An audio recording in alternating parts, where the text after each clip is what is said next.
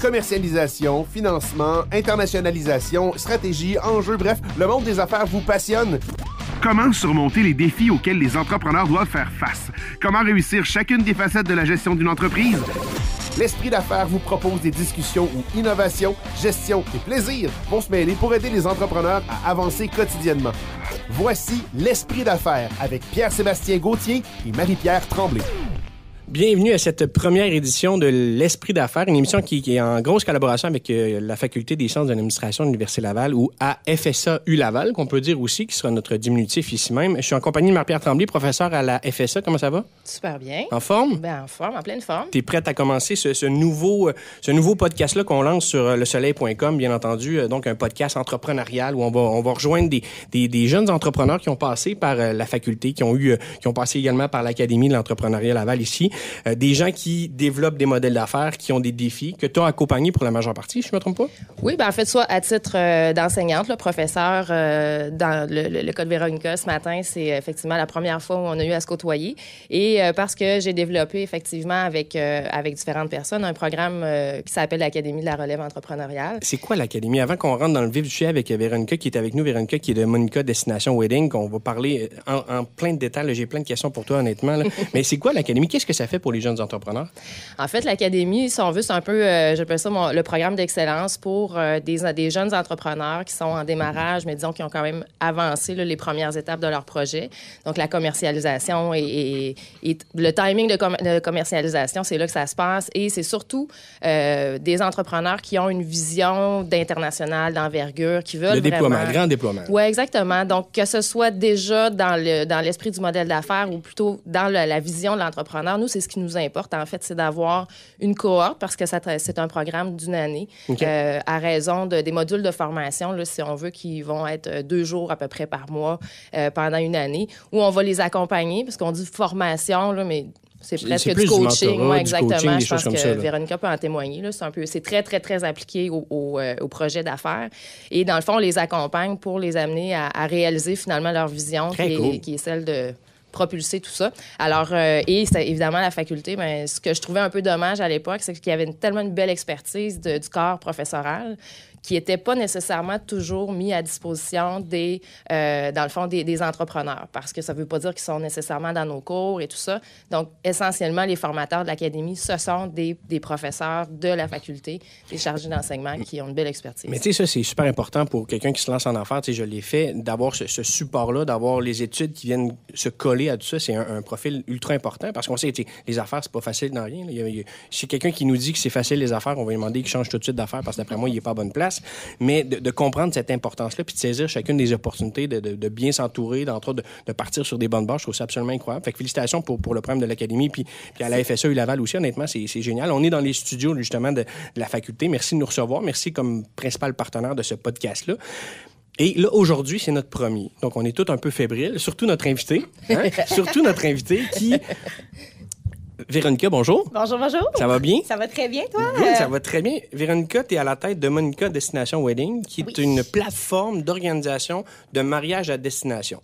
Ce que ça me dit, c'est qu'il y a soit 2 choses. Soit tu aimes beaucoup les voyages ou tu t'es marié trop souvent. Première réponse, j'aime beaucoup les voyages. Parfait. Okay. Passionnée. Excellent. Jamais mariée encore. Ah, OK. Ben, tu vois, tu es bien placé pour pouvoir en faire un qui a de l'allure. Honnêtement, avec toi, rendu là, il va avoir de l'allure. Elle voulait être sûre d'avoir un bon mariage. Il y avait de la pratique derrière. Excellent. Mais de où te vient cette passion-là du voyage? C'est parti de où, tout ça? En fait, moi, à la base, vraiment passionnée des voyages. Je suis née dans une famille de voyageurs. À la base, en fait, je travaille dans une agence de voyage depuis plus de 10 ans. C'est une entreprise familiale, donc une agence de voyage qui se nomme Club Voyage Élysée. Donc, c'est situé à Québec. Et en fait, c'est vraiment ma mère qui, depuis 25 ans, est à la tête de l'entreprise. Et moi, je suis rentrée un peu comme Astérix Obélix. Vraiment, là, je suis rentrée... T'es tombée dans la marmite. Tombée dans la marmite dès que j'avais 5 ans. J'étais déjà les 2 pieds dedans. Donc, ça a fait que depuis le départ, moi, j'ai toujours été intéressée par les voyages. Puis, au fur et à mesure des années, parce que c'est sûr que pour moi, même pour mes parents aussi, l'éducation, c'était super important. Donc, on dirait que l'université, c'était sans être un passage obligé. C'était un passage comme, je dirais, qui était dans normal, exactement. Donc, justement, moi aussi, je suis allée à la faculté de l'administration, l'Université Laval, profil management, entrepreneuriat. Donc, c'est vraiment là que je pense tout a commencé. Et à temps partiel, je travaille travaillais à l'agence de voyage. Okay. Donc, durant que tu étais à l'école. Donc, j'étais à l'école. Parfait. Alors, c'est vraiment, j'ai mixé un peu. Et ce qui était intéressant pour moi, c'est que j'étais en profil entrepreneuriat. Donc, je faisais en même temps tout ce que j'apprenais à l'école, je pouvais le mettre en pratique dans l'agence parce que j'ai repris la direction dès que j'avais 20 ans. Okay. Donc, vraiment, ça a commencé très, très tôt au niveau de la gestion. Ma passion pour ça aussi s'est développée au fur et à mesure. Puis, à travers tout ça, nous, on avait un gros créneau au niveau des mariages à destination. Je veux que tu m'en parles pour voir honnêtement, parce que les mariages à destination... C'est flou un peu. C'est pas tant flou, mais c'est une tendance qui est en grosse... Moi, je suis étonnée. On ne se doute pas à quel point c'est une grosse part de marché pour les agences de voyage. C'est incroyable. Puis même les hôtels à destination ont à peu près de 30 à 40 de leur chiffre d'affaires annuel au niveau de la clientèle dans les hôtels, dans les Caraïbes. Puis en fait, vraiment, je pense que les gens, surtout aujourd'hui, on n'a pas nécessairement les mêmes mentalités qu'avant. Le mariage n'est pas pour les mêmes raisons nécessairement. Puis les couples, de plus en plus, le font pour eux-mêmes et non plus pour le party que pour la cérémonie religieuse comme dans le temps. Là. Tout à fait. Puis les coûts aussi qui sont reliés au mariage, on sait comment ça peut être vraiment des sommes astronomiques. Je vois pas ce que tu veux dire. Si ma blonde écoute, arrête d'écouter, s'il te plaît. Oh non! Et là, à ce moment-là, quand les gens ils viennent nous voir, là, on leur explique comment ça fonctionne. Puis le mariage à destination coûte à peu près, je dirais, 5 fois moins cher qu'un mariage au Québec. Parce que t'as moins d'invités aussi. T'as pas... moins d'invités. Puis les coûts sont vraiment, parce qu'au niveau de la location de la salle, tout ça, c'est déjà inclus dans ton forfait à destination. C'est dehors. C'est dehors. Ça coûte pas mal moins cher. Ça coûte moins cher d'éclairage, d'ailleurs. Mais justement, au Québec, un mariage, on va faire un mariage, on invite notre famille, les faire part, les petits cartons retournés avec un chèque de 65$ pour le repas par personne. 65$, d'après moi, je suis cheap sur mon repas. Là. Mais là, de la façon dont ça fonctionne, de ton expérience, est-ce que les gens paient le voyage pour tout le monde ou est-ce que chacun paie son voyage? Si nous autres, on s'en va se marier dans les Caraïbes, arrangez-vous si vous voulez venir nous voir. Comment ça fonctionne? Bien, je te dirais en toute honnêteté que les voyages maintenant sont tellement démocratisés. Donc, majoritairement, les gens, ils font un voyage ou 2 par année. Donc, ce qui arrive, c'est que là, les mariés invitent justement leurs amis. Ça fait aussi un petit peu une certaine... il y a un petit profil au niveau des gens qui vont venir nécessairement parce que c'est pas tout le monde qui veut partir en voyage et tout ça. Puis les gens payent tous leur voyage. Okay. Donc, je vous dirais, là, les gens payent tous. C'est sûr que, par exemple, parfois, les mariés vont aider un peu leurs invités. Mais majoritairement, tout le monde paye. Et c'est à destination vraiment que les coûts sont beaucoup moindres pour les futurs mariés. Fait que ça, c'est vraiment comme la base de notre travail qu'on faisait. On avait un gros créneau à l'agence de voyage. Mais après 10 ans, après au-dessus de 300 mariages organisés, ça en fait beaucoup, effectivement, comme tu dis. Et c'est là que, au fur et à mesure des années, je me faisais poser des questions par des futurs maris qui me disaient « Il n'y a pas de plateforme numérique pour que je puisse organiser le mariage. Est-ce que c'est encore, à l'ancienne façon? Donc, on s'envoie des courriels, on a des communications avec des PDF, des scans. Tout en anglais qui comprennent tout parfaitement bien à destination. À 100%, il manque de visuel parce qu'on sait qu'on se marie beaucoup, on veut aller tester, goûter, mais qu'on se marie ailleurs. Parce que là, dans le fond, ce que tu parles des choix, là, c'est quoi? C'est le choix des couleurs, des fleurs, des nappes, des... Tout ce que vous pouvez imaginer pour un mariage. Okay. Ça soit de la musique au DJ, à l'éclairage. Okay, donc ça se dealait à distance par courriel, dans le fond. 100%. Parce que la gestion d'un mariage, tu as quand même tout ça, que ça soit ici, que ça soit dans les Caraïbes, que ça soit en Russie. Tu dois gérer le venue, qu'on appelle dans les termes du wedding. Donc, justement... T'es informé quand même. Je sais que ça fait 3 ans qu'elle m'en parle. Ça fait 3 ans qu'elle m'en parle. C'est elle qui appelle. Mais non, c'est pas vrai. Mais justement, tu sais, donc, via cette plateforme-là, qu'on va rentrer en détail un peu plus tard, pour vrai, je veux comprendre justement ce désir-là de faire évoluer ton modèle d'affaires, parce que c'est un peu ça. Tu aurais pu continuer à organiser des mariages avec les PDF, les courriels, puis t'as-tu des nappes roses pâles? Oui, envoie-moi une photo, elle était peut-être trop foncée, je la veux plus pâle. Tu aurais pu continuer comme ça. Oui. Ça aurait été excessivement de gestion, ça aurait été excessivement compliqué, parce qu'on s'entend qu'il y a la distance, la barrière de la langue.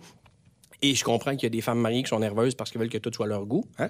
Il y a ça là-dedans. Là, j'en anime des mariages. Fait que je sais c'est quoi, des madames un peu stressées parce qu'il faut que ça soit parfait. Là. Fait que j'imagine le stress que ça doit générer. Fait que dans ta vie de tous les jours, tu dois avoir à dealer avec ça aussi. Le stress des on s'entend que le mariage est censé être une des plus belles journées de la vie des gens. Oui. Pour certains, c'est plusieurs fois une belle journée parce qu'il y en a qui se divorcent et qui se remarient. Là. Oui. Pour toi, c'est une belle business. C'est un constant renouvellement. C'est parfait. Deuxième, troisième. Ouais, c'est ça. Ils viennent toujours te revoir pour le... Non, les fois, sont un peu gênés, par exemple. Tu sais, le même monsieur, j'ai un autre mariage, on va aller ailleurs. Non, OK, non, d'accord. c'est pas la même. Renouveler les vœux, peut-être, oui. Ça, on en fait. OK, mais justement, cette gestion-là humaine autour de ça. Parce qu'on a la plateforme numérique, on a le modèle d'affaires, mais à la base, tu gères 2 humains qui s'aiment, qui veulent faire un party, célébrer, qui ont un stress de gestion, puis tu as sûrement des personnes qui sont peut-être un peu plus difficiles à gérer dans tout ça. Comment vous gérez tout ça? Bien, en fait, je te dirais que c'est une des raisons pourquoi on a créé Monica aussi. C'est parce que l'essentiel d'un mariage, justement, c'est de pouvoir de faire ce côté humain-là avec les futurs mariés, de les aider dans le processus. Puis on se rendait compte que la majorité de notre temps était passé à faire de la paperasse, de rentrer des documents et tout ça. Donc, on n'était pas focus, si je peux dire ça comme ça, sur ce qui était vraiment important. Fait que c'est vraiment là le point de la plateforme pour enlever tout ce côté, je dirais, organisation logistique et de rendre ça plus sur le côté des besoins des futurs mariés parce que, comme tu le dis, justement, ça, c'est un des points. Ils n'ont pas accès. Donc, il faut qu'il y ait un laisser-aller sur beaucoup, beaucoup de points. Puis ça, c'est difficile. Fait qu'on est comme un peu des psychologues parfois. Oui, mais c'est ce que je me dis. Il doit y avoir un brin de psychologie autour de ça pour juste rassurer, je vais dire, elle et lui, parce que je sais très bien que quand je vais me marier, j'ai dit que j'allais marier ma blonde à l'écoute. Quand je vais me marier... je vais être stressé au même principe que ma douce moitié. Donc, tu sais, il y a tout ça vraiment qui doit être une part prenante. Là. Vraiment. Puis, je dirais que c'est vraiment... Je pense que les mariés d'aujourd'hui, c'est un peu pour ça aussi qu'ils ont décidé de se marier parfois ailleurs parce qu'ici, il y a tellement de contraintes avec tout le monde. Puis, au final, aussi, la liste d'invités, elle s'alourdit, veut pas quand on fait ça au Québec parce que là, on parle d'un 100, 200 personnes parfois, alors que les mariages de destination, on est plus dans du 30 à 50, 60 personnes qui t'accompagnent. Fait que ça, il y a aussi ce stress-là qui diminue. Puis, veut pas, on essaie de leur faire comprendre que ça dure 1 semaine. Fait que le plaisir partagé, il n'est pas seulement sur une journée, mais il est vraiment sur l'entièreté de la semaine. Ce qui fait que la journée du mariage, parfois, on essaie de la rendre moins stressante parce qu'on leur dit qu'ils n'ont pas autant d'obligations versus quand tu as une journée au Québec que tu as de 14h à minuit. On donne tout ce qu'on a parce que pour les milliers de dollars investis, on veut que ça soit rentabilisé. Parfait de A à Z. Parfait, exactement. Fait que ce stress du détail à la perfection qu'on essaye vraiment d'enlever dans la tête des futurs mariés parce que le décor est tellement déjà exotique à la base que juste ça en soi, ça vient enlever une pression aussi sur la journée, là. Quand tu organises des mariages par le passé, papier, tout le kit, est-ce que le fait d'avoir, à quel moment dans un processus d'un entrepreneur, Marie-Pierre, on doit commencer à réfléchir à réévoluer notre modèle? Bien, en fait, dans la réflexion de Véronica, ce qui est intéressant, c'est qu'à la base, le projet Monica, c'était pas un projet d'en faire une nouvelle business, c'était de se donner un outil pour répondre à une problématique qu'elle avait finalement dans le quotidien de son travail pour dire, bien, il me semble que c'est pas optimal, je suis pas capable d'être dédiée à mes clients, puis en même temps, c'est bien de la paperasse, bien du taponnage. Donc, qu'est-ce que je peux inventer pour m'aider dans mon travail? Fait que c'est souvent, il y a bien des entrepreneurs pour qui c'est le processus, en fait, qu'ils vont faire. Ils voient quelque chose, ils essaient de résoudre un problème qui est le leur pour se rendre compte qu'ils ne sont pas les seuls à vivre ce problème-là, puis dire, t'as peu, là, finalement, cet outil-là pourrait être utile à bien d'autres personnes qui font la même chose que moi. Et c'est comme ça, un peu, si je ne m'abuse, là, que dans le fond, l'idée d'en faire une business en soi est venue par la suite. Mais initialement, ça partait d'un problème, dans le fond. Le fameux pain dont on parle souvent en entrepreneuriat, bien, c'est elle qui le vivait initialement. Oui. C'était son propre problème. Et là, après ça, c'est dit, bien, écoute, est-ce qu'il y a un marché? Puis là, on essaie de le quantifier d'une certaine façon. Fait que souvent, c'est un peu le parcours de bien des entrepreneurs qui développent des produits comme ça. Et là, c'est vraiment intéressant de voir, par la connaissance qu'elle avait de l'industrie, c'est ça qui a fait en sorte que ce projet-là pouvait être viable. Parce que si, moi, dans mon sous-sol, je m'étais dit, je devrais développer une plateforme pour... mais j'aurais pu, tu sais, avoir cette idée-là pour dire, j'aurais pu le développer, mais ayant pas la connaissance de l'industrie, ça aurait été super difficile pour moi, alors que dans le cas de Véronica, elle, c'est son quotidien depuis qu'elle a 5 ans, là, fait qu'elle connaît ça, elle a fait les mariages, donc elle sait comment elle doit développer cette plateforme-là pour que ce soit utile. Parce qu'on oublie souvent qu'un entrepreneur, ça part, oui, du nez, mais souvent d'un problème à régler. Oui. À 100%. C'est le cœur même. On dit l'entrepreneuriat. Le cœur de l'entrepreneuriat, c'est l'opportunité. Si tu n'as pas d'opportunité, tu n'as rien. Mais l'opportunité, c'est quoi? C'est une réponse innovante à un problème qui existe. Et c'est couplé avec un marché potentiel. Dans le cas de Véronica, elle a commencé avec les 2 premiers morceaux pour se dire, peut-être qu'il y a un marché. Ou probablement qu'elle a eu des échos aussi de gens qui disent, chouette, ta plateforme ou ton logiciel, j'aimerais ça, peut-être utiliser ça. Puis pour se rendre compte, c'est ça, en dealant avec des fournisseurs, avec des hôtels, pour voir le potentiel, puis en se disant, crème, ça vaut peut-être la peine d'en faire une business, puis de répondre plus largement à un problème dans l'industrie. Donc, tu as tout à fait raison, c'est la base, c'est un problème avec une solution qui est innovante et différente. Très cool. Moi, j'ai encore l'image de Véronica, 5 ans, qui est assise sur un bureau avec sa mère et dit « Madame, vous pensez à une annulation de voyage, assurance annulation, pensez-y, c'est important, si vous arrive de quoi. » J'ai cette image-là. Les couleurs de nappes et de fleurs pour les mariages. Et c'est la petite indicateur. On s'arrête quelques instants pour retour. Je veux qu'on parle vraiment de Monica. Monica, qui est la plateforme en tant que telle. Un peu la comprendre, un peu voir de quoi ça a l'air, comment ça fonctionne, puis à quel point tu as été en mesure de la déployer, puis jusqu'où tu veux la déployer. C'est cool? On est allé boire une petite gorgée d'eau, on a pris une bouchée, puis on a changé de sujet. Vous écoutez L'Esprit d'affaires avec Pierre-Sébastien Gauthier et Marie-Pierre Tremblay. Véronica. Oui. Pourquoi Monica? Monica, en fait... C'est mêlant, hein? Tu le sais que c'est mêlant. Les gens commencent à m'appeler Monica. Mais c'est correct, j'aime ça. À la base, vraiment, en toute honnêteté, c'était un nom de code entre moi et mes 3 associés qu'on s'était donné pour le nom de notre entreprise, mais qui n'était pas encore le vrai nom. On attendait de se trouver un nom pour notre logiciel. Puis, mon partenaire officiel, je voudrais associé principal, pardon, s'appelle Marc-Olivier. Donc, nous, on l'appelle Mo. Et moi, c'est Véronica. Donc, ça fait Monica. Et c'est pour ça, en fait, qu'on a créé Monica. Puis, pourquoi c'est resté à la base? C'est qu'on voulait vraiment un logiciel que... c'est un monde qui est très féminin, le mariage, au niveau des Caraïbes aussi. Je vois pas du tout ce que tu veux dire. Les hommes sont un peu moins impliqués. Ce qui fait qu'on voulait que ça soit quand même... que les femmes se l'approprient. Que ça devienne vraiment comme une coordonnatrice, planificatrice en ligne. Donc, ça devient un peu, sans dire des... On a de l'ambition, là, le Google, un peu. Donc, ils s'en vont sur Monica pour gérer leur organisation de mariage, de groupe, ce qui fait que ça devient facile. C'est international aussi parce qu'on avait vraiment des... C'est comme une assistante personnelle, comme une organisatrice. Exactement, c'est ça. C'est vraiment ça le but. Et c'était court aussi. Et notre branding est très aussi dans la féminité, dans le détail, là, comme vous pouvez le voir. Le but aussi, c'est qu'on voulait que ça soit beau parce qu'un mariage, justement, autant au niveau pour l'organisatrice que pour les clients, les futurs mariés, c'est quelque chose beaucoup dans l'apparence aussi, dans ce qui est visuellement intéressant. Fait qu'on voulait aussi que ça soit le fun pour eux. Une fois de plus, je vois pas ce que tu veux dire. Mais est-ce que tu as un bagage de programmation? Est-ce que tu connais quelqu'un qui code? Parce que, tu sais, partir d'une plateforme, tu sais, c'est du développement, c'est de l'investissement de développement. Tu sais, comment ça s'est passé, le processus de dire, « Hey, j'ai une idée, on a un problème à régler, mais là, il faut arriver à en tout cas, au moins une preuve de concept. » Ça prend un bagage technique pour le minimalement. Oui, je vais me décevoir. J'ai aucun bagage au niveau de logiciel, au niveau des connaissances informatiques, mais j'ai eu la chance, en fait, dès le départ, de m'associer avec 2 ingénieurs logiciels, donc une formation de l'Université Laval, justement, aussi. Okay. Et, les meilleurs. Des meilleurs. En partant, ça oui, c'est les meilleurs. Un coup de main pour vrai, là. À 100%. Puis eux, en fait, ils ont vraiment une passion pour les voyages aussi. Puis je pense qu'ils ont comme été enchantés par le problème qu'on allait résoudre. Puis ils voyaient vraiment qu'on pouvait faire la différence. Puis c'est comme là vraiment que c'est parti, qu'on s'est unifié. Ça fait à peu près 2 ans et demi. Mais là, est-ce que ces 2 gars-là étaient déjà dans ton entourage? Comment t'as connecté? Parce que c'est beau d'être associé, mais encore faut-il trouver ce monde-là? Des amis. Un ami de secondaire. Okay. Donc vraiment, puis on est des partenaires. Puis après ça, on s'est vraiment mis une équipe. Donc ça a été vraiment de va-et-vient avec un autre ingénieur logiciel aussi qui s'est greffé à l'équipe. Donc Marc-Olivier et Mathieu. Donc c'est mes 2 associés. Puis on forme une super équipe. Tu sais, Marie-Pierre pose la question technique de comment vous êtes rencontrés. Moi, je veux savoir, sont-tu mariés? Ils sont pas mariés, mais peut-être ils n'ont pas testé Monica encore. Ils n'ont pas essayé. Après le podcast, ils vont aller je sais pas. Mais OK. Bon, on part l'idée, on développe la plateforme avec on trouve les partners, les programmeurs pour la développer. On commence à l'utiliser nous-mêmes. Oui. Initialement, comme Marie-Pierre l'a dit, c'est ça. On commence à l'utiliser, on voit, hey, c'est intéressant, les mariés peuvent maintenant se connecter. Mais là, ce qui est le fun dans le déploiement, parce qu'on s'entend que des voyages de destination, c'est populaire, mais il y a une niche quand même. Oui. De juste viser les mariés, à un moment donné, tu peux plafonner. Tu peux atteindre un stade de...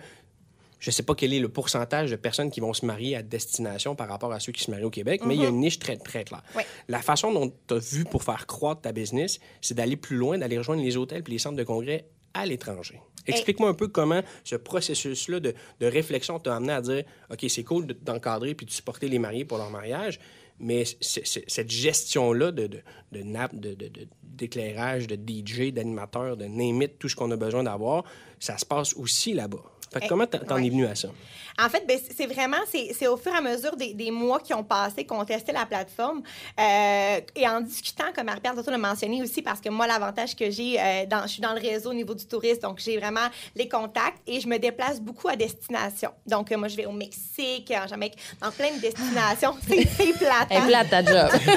Là, je comprends. Là! As-tu la plage dans ta maison? Si vous voulez, on peut faire des œuvres. Je peux rouler des fils, j'anime des mariages. Oui, c'est ça, un ami. Ouais, on l'a trouvé. Je pense que je vais me passer une plateforme animation à destination. Je trouve ça bon. On va l'intégrer à travers la plateforme, Monica. Puis en fait, c'est en se rendant à destination que c'est vraiment là, en discutant avec les collaboratrices de groupes et d'événements sur place, que je me suis rendu compte qu'il y avait un peu les mêmes problématiques que moi dans l'agence de voyage, comme quoi il n'y avait aucune plateforme en ligne pour pouvoir gérer. Eux aussi étaient à l'ancienne façon. Puis on parle de grandes chaînes hôtelières, dans les plus grandes chaînes hôtelières au monde. Donc, tu sais, c'est assez épeurant de se dire qu'en 2020, l'année prochaine, on est encore à l'ère du papier. Manuel, là, old school, oui. Exact. Puis on a une génération de milléniaux qui s'en vient, donc qui vont être les prochains clients dans ces hôtels-là. Et nécessairement, ça faisait pas de sens. Puis là, je me dis, il y a un problème. Puis c'est comme tu l'as dit, à un moment donné, on plafonne dans l'agence parce que nécessairement, on les marie. Bon, il y en a, mais il y a peut-être une limite. Puis à la base, le problème, il venait surtout de où est-ce que les gens vont aller se marier ou organiser leur événement. Donc, c'était principalement, nous, on a niché les Caraïbes, donc Amérique centrale, Mexique principalement, parce qu'il y a un énorme marché, gros potentiel là-dessus. Puis c'est en leur discutant avec eux qu'ils ont dit, effectivement, une plateforme, on aurait besoin de ça. Mais pour eux, comme pour moi, on en faisait du mariage. Ça existait déjà. Mais on s'est rendu compte que c'était pas optimal pour personne, de la façon dont on le faisait. Fait que c'est en discutant avec eux que là, l'idée de faire notre plateforme est vraiment en faisant du B2B. Donc, en allant avoir comme clients les hôteliers à travers le monde. On va y aller avec bonne ambition. C'est correct. Puis là, c'est de là qu'est démarré l'idée que Monica allait être une plateforme en ligne qui était vraiment destinée aux hôteliers. Donc, cette plateforme va leur aider à optimiser leur groupe. Donc, un modèle d'affaires qui pourrait être intéressant, si tu me permets, Marie-Pierre, c'est de licencier cette plateforme-là à des différents... Là, Monica est utilisée par ton agence de voyage, mais pourrait être utilisée par d'autres agences de voyage pour faire le même travail, par des hôtels à l'étranger. Donc, de libérer des licences d'utilisation, des memberships un peu. Là. Exactement. En fait, nous, notre modèle d'affaires, c'est vraiment des licences annuelles, donc mensuelles, tout dépendamment des hôteliers. Et puis, tout dépendamment du type d'hôtel aussi, il y a des chaînes qui sont vraiment des chaînes avec franchisés, donc ils ont beaucoup d'hôtels à destination. C'est un peu ce que j'allais dire, parce que le bon coup de ça, quand on passe, surtout quand on fait du B2B comme ça avec les entreprises et surtout les chaînes hôtelières, c'est que si tu réussis à signer avec une chaîne hôtelière, là, tu déploies ça dans plusieurs hôtels. Donc, vraiment, ça t'aide à... C'est peut-être une particularité du marché dans lequel tu es, mais qui est assez intéressante parce que tu peux rapidement déployer ta solution et la faire connaître. Puis là, à un moment donné, ça devient un must pour les autres chaînes hôtelières aussi. Exactement. On veut devenir un peu comme indispensable pour eux. Mais ça, c'est la bonne façon de penser. J'adore ça. Marie-Pierre, est-ce qu'on voit une tendance sur les entreprises à revenus récurrents sur le numérique? C'est un modèle d'affaires qu'on doit préconiser? Si quelqu'un nous écoute et dit « Moi, j'aimerais ça me partir une business numérique », est-ce que le modèle de revenus récurrents numériques est un modèle qui est en croissance en ce moment? Bien, c'est sûr que c'est un modèle qui est intéressant parce qu'évidemment, tu n'as pas besoin de toujours... On dit toujours que la première vente, c'est celle-là qui est difficile. Quand tu peux avoir une récurrence, tu t'assures quand même un certain revenu qui va toujours traverser l'entreprise. Mais à la base, en fait, tout modèle doit s'adapter à la clientèle. Donc, ça dépend vraiment c'est qui le client, à qui tu t'adresses et son comportement d'achat, si on veut. Mais dans ce cas-ci, effectivement, comme tu le dis, pour des plateformes, des logiciels comme ça, c'est un modèle qui est vraiment intéressant à aller chercher pour avoir une certaine stabilité de revenus. Tu es capable de faire des prévisions qui sont plus intéressantes. Et quand tu veux aller chercher des nouveaux contrats, bien, tu t'assures quand même qu'à la base, tu as une certaine une entrée d'argent, tu as une base intéressante. Exactement. Et puis même au niveau du financement, lever du financement, à ce moment-là, ça peut être intéressant parce que tu as des contrats récurrents qui garantissent des revenus. Le risque est moins grand, Le risque est moins grand pour des prêteurs qui pourraient venir justement déployer. En parlant de ça, tu dois avoir des phases de développement qui s'en viennent. Tu dois avoir... Y a-tu de l'intelligence artificielle qui s'en vient? Y a-tu Monica pour la version... je sais pas. Y a-tu la plateforme version gars bleu au lieu de rose? Dans le déploiement, on sait que le numérique, il faut toujours que tu sois à l'affût, que tu sois toujours très, très rapide sur la gâchette, si on peut dire comme comme ça. Là, le but d'avoir un modèle récurrent, c'est que tu peux faire de l'argent en dormant, mais il faut que tu sois toujours en avant de tout le monde pour continuer à en faire. Là. À 100%. Puis c'est, justement, comme Pierre l'a mentionné, c'est en discutant avec nos clients qui sont nos hôteliers, finalement, qu'on s'est rendu compte que oui, ils font beaucoup de mariages, puis c'est une grosse part de marché pour eux, mais il y a énormément aussi de congrès, de corporatifs qui sont à destination. Donc, au final, un congrès, c'est un peu comme un mariage, mais on n'a juste pas 2 personnes qui se marient à toute fin, mais on organise un événement. Donc, ce qu'on s'est rendu compte, c'est que notre plateforme, oui, on peut la nicher vraiment mariage, mais actuellement, le besoin, il est sur tous les types d'événements. Que ça soit une organisation d'un groupe à destination pour un anniversaire, que ça soit pour un mariage, un congrès. Mais là, tu es en train de me dire que dans le congrès, ce type de logiciel-là n'existe pas. Donc, c'est mitaine encore aussi beaucoup dans les congrès ou une solution maison, mais qui est plus ou moins performante. Parfois, il y a certains hôteliers, puis on s'en est rendu compte, qu'ils ont peut-être des petits logiciels internes quand même assez archaïques, si je peux dire, par exemple. Mais majoritairement, non. Les grandes chaînes hôtelières n'ont pas de plateforme en ligne pour leurs clients. Puis nous, en fait, ce qu'on offre vraiment aux hôteliers, c'est qu'on leur offre, oui, un outil de gestion à l'interne, donc une façon de centraliser toutes leurs informations, d'optimiser leur façon de faire, mais on leur donne aussi une plateforme en ligne pour leurs clients. Ce qui veut dire qu'on les met vraiment en relation directe par une plateforme. Donc, au lieu de qu'ils s'échangent des courriels avec leurs clients, bien, maintenant, ils font tout ça vraiment en temps réel sur une plateforme dans laquelle les deux sont connectés. Donc, s'il y a des mises à jour, la personne reçoit une notification comme quoi la salle a été envoyée une photo. Donc, tout est automatisé, tout est centralisé. Exact. C'est génial. Puis on peut avoir ça sur cellulaire aussi en ligne, sur iPad. Donc, très cool. Donc, Monica, elle fait pas juste du mariage. Là. Exactement. Monica, elle a eu un petit pivot, en fait, au niveau des derniers mois, parce que justement, on s'est rendu compte qu'il y avait un besoin. Donc, on s'est dit, pourquoi pas, notre plateforme, elle peut être utilisée pour les deux. Donc, on a vraiment déployé ça. Puis, ça nous permet, en fait, de rejoindre encore plus de clients, parce que les hôteliers, nécessairement, qui n'ont peut-être pas autant le créneau mariage, mais qui ont le créneau au niveau des groupes, au niveau des corporatifs, ce qui fait que nous, on rentre dans ces hôtels-là, même s'ils ne font pas de mariage. C'est vraiment intéressant parce que là, vrai, on va chercher des segments de clientèle qui, même s'ils partagent une certaine partie du problème, ont quand même des réalités ou en tout cas, il ne faut pas personnaliser, mais adapter la plateforme en fonction du type d'événement. Exact. Mais la segmentation de clientèle est vraiment intéressante puis elle est basée en fait beaucoup sur la connaissance et sur ce qu'on dit souvent, l'entrepreneuriat, c'est un sport de contact. Clairement. Donc, il faut être sur le terrain pour écouter, pour entendre puis être capable de voir des opportunités qui se présentent en cours de route. J'aime ça que tu utilises le terme opportunité parce que j'entends beaucoup ça depuis tantôt. T'sais, on a vu une opportunité, on a vu qu'il y avait quelque chose que ça ne fonctionnait pas. T'sais, un passage à l'académie, ça va probablement accélérer cette connaissance-là puis ce réflexe-là d'aller voir les opportunités. T'sais, un entrepreneur qui va y aller par soi-même parce qu'il n'y a pas de bon ou de mauvais choix pour l'entrepreneuriat. C'est sûr que plus tu donnes d'outils, plus tu as de chances de réussir. Puis la preuve est aujourd'hui avec Véronica. Félicitations en passant.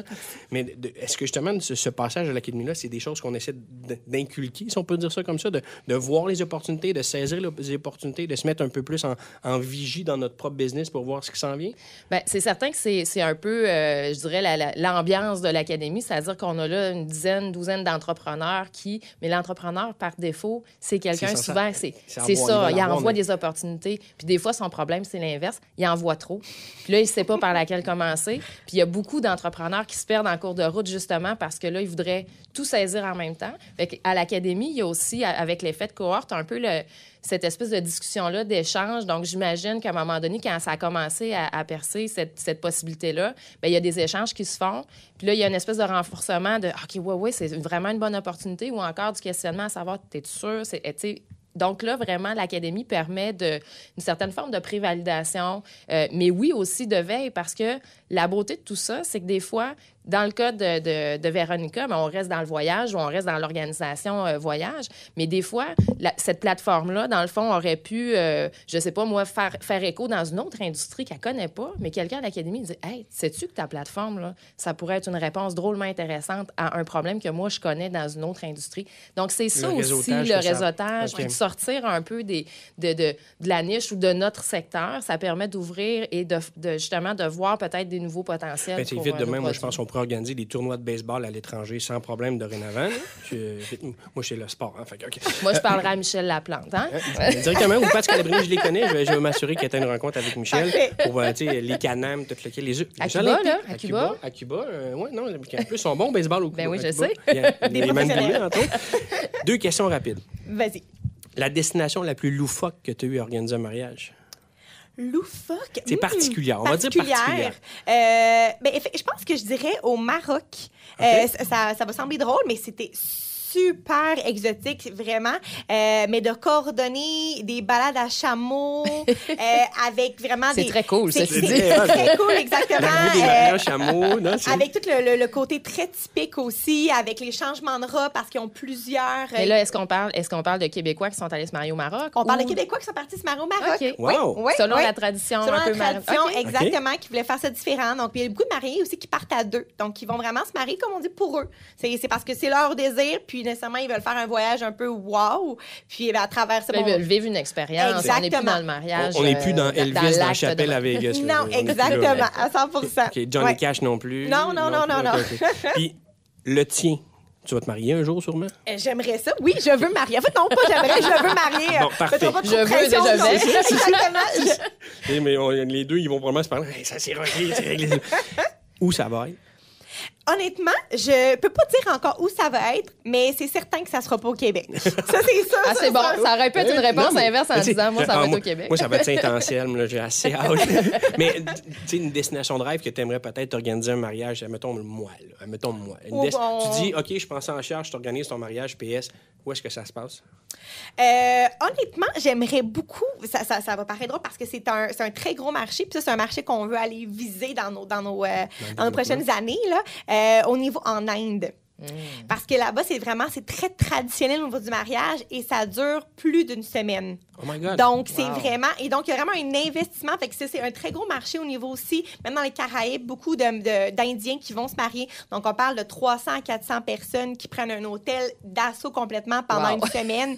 C'est des coûts assez astronomiques au niveau du budget mariage. Donc, d'organiser quelque chose au niveau de l'Inde, j'aimerais beaucoup ça. Donc, ça, c'est dans un rêve futur, mais oui. Très cool. Puis dans tes vagues de croissance, d'organiser des mariages de gens de l'extérieur qui voudraient venir au Québec? Parce qu'avec Monica, on peut le faire aussi. À 100%, puis ça, tu vois, c'est parce que, comme Marc-Pierre te l'a dit... Québec, destination mariage, pas pire, hein? Oui, puis honnêtement, Château-Frontenac, c'est un des plus populaires aussi à travers le monde comme hôtel. Honnêtement, ça, je pense que comme saisir les opportunités, toujours garder le focus, je pense que c'est comme un point assez important. Là, on se concentre beaucoup vraiment ailleurs, donc majoritairement les Caraïbes, notre niche, mais c'est certain que Monica, en soi, c'est une plateforme qui peut être copiée, entre guillemets, par un peu nos hôtels aussi au Québec, parce que c'est la même difficulté. Donc, on est encore à l'ancienne façon, mais beaucoup pour les gens qui veulent se marier au Québec, mais qui viennent d'ailleurs. Donc, nécessairement, c'est un... Mais ils pourraient même utiliser des licences de Monica au Québec pour pouvoir offrir ce service-là à l'étranger sans problème. Comme on dit tantôt, on l'adapte un petit peu au marché parce que nous, c'est nécessairement... Comme je pense que chaque produit qu'on va offrir, il faut aussi l'adapter à nos clients. Puis, l'avantage qu'on a actuellement, c'est que la génération qui est rendue à utiliser, qui va se marier puis à utiliser nos plateformes, sont dans l'ère numérique. Donc, eux, nécessairement... sont familiers avec ça. Fait qu'on arrive, tu sais, on parlait beaucoup quand je fais des formations, même à l'académie, le time to market, de savoir qu'on est au bon moment, au bon endroit, que nos clients sont rendus là. Parce que c'est beau avoir un produit, mais peut-être que s'il y a 10 ans, j'avais proposé Monica, j'aurais pas eu la même ouverture de la part de tous. Fait que ce qui fait qu'aujourd'hui, je pense qu'elle a encore plus de puissance à exister puis à pouvoir... Oui, parce que l'opportunité, on parle de fenêtre d'opportunité, le timing est très, très important. Là. Exactement. Bravo. Merci. Bravo, félicitations. C'est intéressant de voir le déploiement. C'est intéressant de voir que ça part de chez nous. Hein, on s'entend, c'est très cool. Mais tu parlais de focus, de garder la ligne. En ce moment, on en a parlé. Il y a un rachat d'entreprise, il y a un virage. Je suis bien curieuse de savoir comment ça se passe. Comment tu fais pour garder le focus dans tout ça, de tous les fronts? Je vous avoue que c'est assez intense. En même temps, je pense que... on dirait que je ne pas ça nom de l'imposteur, mais en tant qu'entrepreneur, on peut dire ça comme ça maintenant, je pense que c'est en moi d'avoir toujours 1001 projets. Je pense que le rachat de l'entreprise familiale, c'est toujours fait partie de mes rêves, puis que je voulais avoir aussi dans mon bagage l'agence de voyage. Puis en même temps, pour moi, c'est un peu comme mon laboratoire pour Monica. Parce que c'est là aussi que je teste mes produits, mes licences, qu'en même temps aussi, on va développer notre réseau. Parce que je veux pas aussi, nous, ça part beaucoup de bouche à oreille, de développement des affaires. Donc, ça nous aide aussi. Fait que c'est pour ça que la transmission de relève d'entreprise familiale, par exemple, comme Marie-Pierre le mentionnait, je pense que c'est drôle parce que justement, le cours que j'ai suivi à l'université, c'était ce cours-là qu'elle m'a enseigné. Et c'était un cours hyper intéressant. Donc, ceux qui pourraient suivre, En fait, merci, t'es fine. C'est réglé. Honnêtement, ça m'a donné le goût, puis ça donne des bons outils aussi parce que je pense qu'il y a un côté très psychologique aussi dans une transformation d'entreprise familiale. C'est pas juste le rachat tout simplement d'entreprise. Si c'était que le rachat, ça serait assez simple. Mais il y a le volet familial dans tout ça. Là, je comprends que c'est ta mère, en fait, qui est 100% propriétaire. Exact, oui, 100% propriétaire. Et c'est toi qui rachètes à 100%? Non, j'ai partage moitié-moitié aussi avec mon conjoint. Donc, encore là, c'est un autre beau défi. Mais je pense, en fait, que c'est un processus qu'on est comme engendré depuis quelques années. Donc, ça se fait pas du jour au lendemain. C'est un processus que les deux, on doit être prêtes. Puis, le bon moment est arrivé. Donc, quand le bon moment arrive, on saisit l'opportunité. Puis, c'est là que ça se passe. C'est en même temps que le développement de Monica. Donc, oui, ça fait beaucoup, comme on dit. Mais ça reste que c'est un beau défi. Fait que pour moi... Mais ça t'a permis, avec Monica, d'avoir un peu ton terrain de jeu. Ouais. En attendant que la transmission puisse se faire complètement. Là. À 100%. Fait que c'est comme un processus qui... ça fait longtemps que je le prépare, veux pas. Puis là, comme le puzzle s'enchaîne. Tout s'emboîte en place. Exactement. Tout à fait. Donc, félicitations encore une fois. Ultra intéressant de voir le développement de tout ça. Très content de t'avoir reçu pour notre première version de l'Esprit d'affaires, pour Absolument. vrai. Très, très content d'être avec toi. Merci de l'invitation. On va suivre Monica Destination Wedding. Ma blonde va sûrement suivre Monica Destination Wedding avec beaucoup d'intérêt. Elle est déjà en train de googler. D'après moi, j'ai reçu un courriel comme quoi son login est déjà fait, d'après moi. Fait que, félicitations, on va te suivre de près. Bravo, puis bon déploiement. Merci beaucoup.